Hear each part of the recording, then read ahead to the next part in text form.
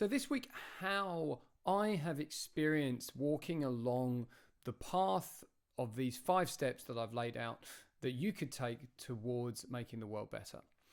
And I'm going to do a series of videos this week on how to make progress along this path, essentially in response to a series of questions that I've had from various people in my network who've seen these videos or listened to the podcast episode and have essentially reached out saying, this all sounds great. What suggestions would you have?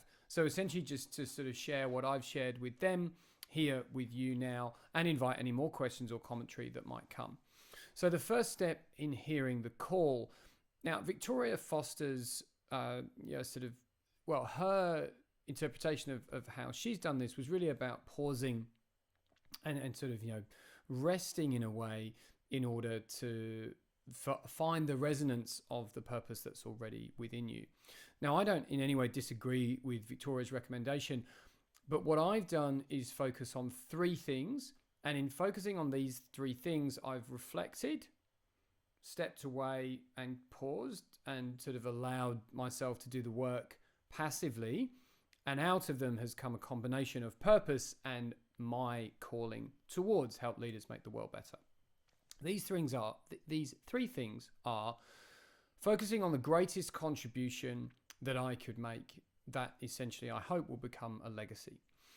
To protect what it is that I love the most, and to consider service and empowerment and enabling. So those 3 things.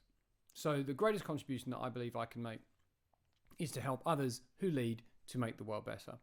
And in doing so, primarily use the vehicle of a business for our leadership and build a community and a network around that will activate itself and reinforce the potential of each other in this sort of compound multiplying effect to become, sort of a source of momentum to be, a business of purpose and an organization and a community of meaning applied to making the world better.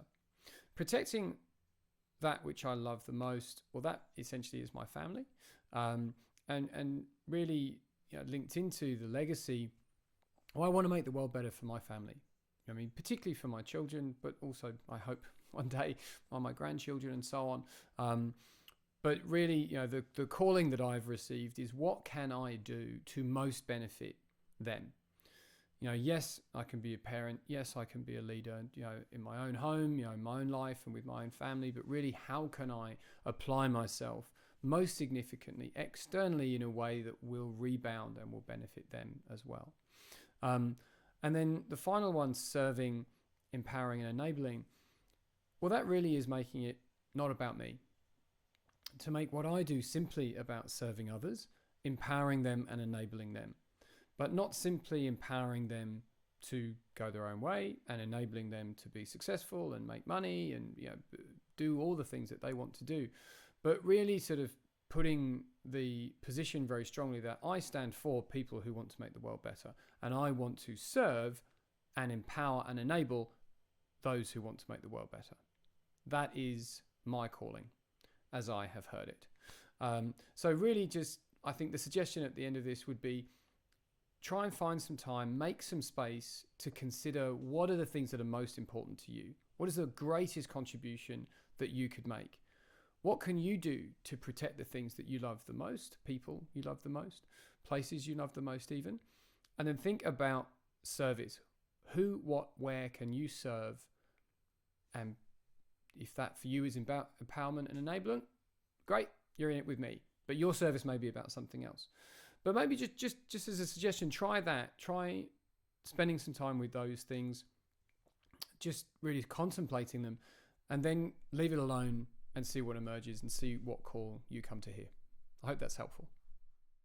If any of the ideas I've covered today have been of interest, you can find more of these messages at 4ileadership.com/insights or search Tim Collings on YouTube. And if you like, subscribe to get the daily broadcast in your YouTube feed.